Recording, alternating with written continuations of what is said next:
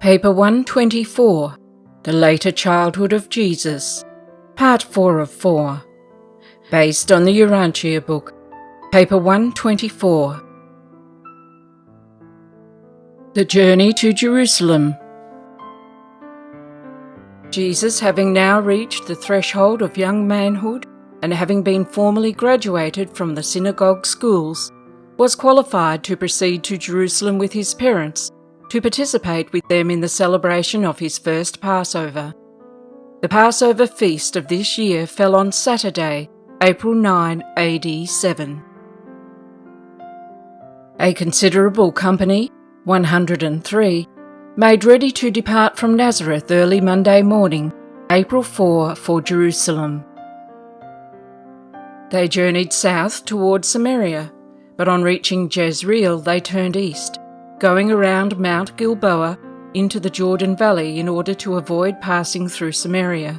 Joseph and his family would have enjoyed going down through Samaria by way of Jacob's Well and Bethel, but since the Jews disliked to deal with the Samaritans, they decided to go with their neighbours by way of the Jordan Valley. The much-dreaded Archelaus had been deposed, and they had little fear in taking Jesus to Jerusalem. 12 years had passed since the first Herod had sought to destroy the babe of Bethlehem, and no one would now think of associating that affair with this obscure lad of Nazareth. Before reaching the Jezreel junction, and as they journeyed on, very soon on the left, they passed the ancient village of Shunem, and Jesus heard again about the most beautiful maiden of all Israel, who once lived there, and also about the wonderful works Elisha performed there. In passing by Jezreel, Jesus' parents recounted the doings of Ahab and Jezebel, and the exploits of Jehu. In passing around Mount Gilboa, they talked much about Saul, who took his life on the slopes of this mountain, King David, and the associations of this historic spot. As they rounded the base of Gilboa, the pilgrims could see the Greek city of Scythopolis on the right. They gazed upon the marble structures from a distance, but went not near the Gentile city, lest they so defile themselves that they could not participate in the forthcoming solemn and sacred ceremonies of the Passover at Jerusalem. Mary could not understand why neither Joseph nor Jesus would speak of Scythopolis. She did not know about their controversy of the previous year, as they had never revealed this episode to her. The road now led immediately down into the tropical Jordan Valley, and soon Jesus was to have exposed to his wondering gaze the crooked and ever-winding Jordan, with its glistening and rippling waters as it flowed down toward the Dead Sea. They laid aside their outer garments as they journeyed south in this tropical valley, enjoying the luxurious fields of grain and the beautiful oleanders laden with their pink blossoms, while massive snow-capped Mount Hermon stood far to the north, in majesty looking down on the historic valley. A little over 3 hours' travel from opposite Scythopolis, they came upon a bubbling spring, and here they camped for the night, out under the starlit heavens. On their second day's journey they passed by where the Jabbok from the east flows into the Jordan, and looking east up this river valley, they recounted the days of Gideon, when the Midianites poured into this region to overrun the land. Toward the end of the second day's journey they camped near the base of the highest mountain overlooking the Jordan Valley, Mount Sataba, whose summit was occupied by the Alexandrian fortress where Herod had imprisoned one of his wives and buried his 2 strangled sons. The third day they passed by 2 villages which had been recently built by Herod, and noted their superior architecture and their beautiful palm gardens. By nightfall they reached Jericho, where they remained until the morrow. That evening Joseph, Mary, and Jesus walked 1.5 miles to the site of the ancient Jericho, where Joshua, for whom Jesus was named, had performed his renowned exploits according to Jewish tradition. By the fourth and last day's journey, The road was a continuous procession of pilgrims. They now began to climb the hills leading up to Jerusalem.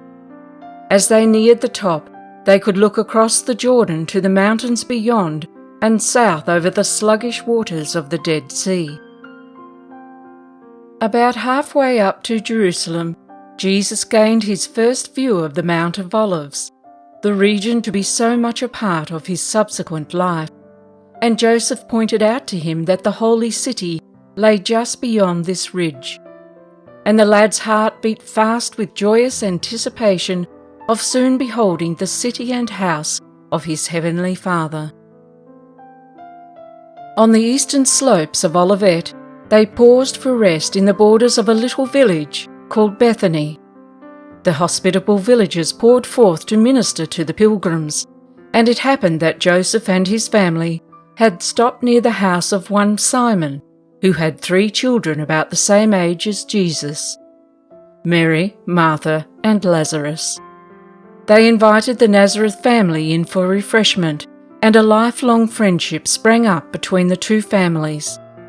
Many times afterward in his eventful life, Jesus stopped in this home. They pressed on, soon standing on the brink of Olivet, and Jesus saw for the first time in his memory the holy city, the pretentious palaces, and the inspiring temple of his Father. At no time in his life did Jesus ever experience such a purely human thrill as that which at this time so completely enthralled him as he stood there on this April afternoon on the Mount of Olives, drinking in his first view of Jerusalem. And in after years on this same spot he stood and wept over the city which was about to reject another prophet, the last and the greatest of her heavenly teachers. But they hurried on to Jerusalem. It was now Thursday afternoon. On reaching the city, they journeyed past the temple, and never had Jesus beheld such throngs of human beings. He meditated deeply on how these Jews had assembled here from the uttermost parts of the known world. Soon they reached the place prearranged for their accommodation during the Passover week, the large home of a well-to-do relative of Mary's, one who knew something of the early history of both John and Jesus, through Zacharias. The following day, the day of preparation, they made ready for the appropriate celebration of the Passover Sabbath. While all Jerusalem was astir in preparation for the Passover, Joseph found time to take his son around to visit the academy, where it had been arranged for him to resume his education 2 years later, as soon as he reached the required age of 15. Joseph was truly puzzled when he observed how little interest Jesus evinced in all these carefully laid plans. Jesus was profoundly impressed by the temple and all the associated services and other activities. For the first time since he was 4 years old, he was too much preoccupied with his own meditations to ask many questions. He did, however, ask his father several embarrassing questions, as he had on previous occasions, as to why the Heavenly Father required the slaughter of so many innocent and helpless animals. And his father well knew from the expression on the lad's face that his answers and attempts at explanation were unsatisfactory to his deep-thinking and keen-reasoning son. On the day before the Passover Sabbath, flood tides of spiritual illumination swept through the mortal mind of Jesus and filled his heart to overflowing with affectionate pity for the spiritually blind and morally ignorant multitudes assembled for the celebration of the ancient Passover commemoration. This was one of the most extraordinary days that the Son of God spent in the flesh, and during the night, for the first time in his earth career, there appeared to him an assigned messenger from Selvington, commissioned by Emmanuel, who said, "The hour has come. It is time that you began to be about your Father's business." And so, even ere the heavy responsibilities of the Nazareth family descended upon his youthful shoulders, there now arrived the celestial messenger to remind this lad, not quite 13 years of age, that the hour had come to begin the resumption of the responsibilities of a universe. This was the first act of a long succession of events which finally culminated in the completion of the Son's bestowal on Urantia and the replacing of the government of a universe on his human divine shoulders. As time passed, the mystery of the Incarnation became to all of us more and more unfathomable. We could hardly comprehend that this lad of Nazareth was the creator of all Nebadon. Neither do we nowadays understand how the spirit of this same Creator Son and the spirit of his Paradise Father are associated with the souls of mankind. With the passing of time, we could see that his human mind was increasingly discerning that, while he lived his life in the flesh, in spirit on his shoulders rested the responsibility of a universe.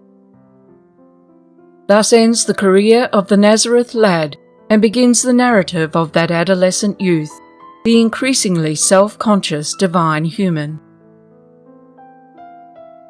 who now begins the contemplation of his world career as he strives to integrate his expanding life purpose with the desires of his parents and his obligations to his family and the society of his day and age. Timeline for Paper 124, The Later Childhood of Jesus.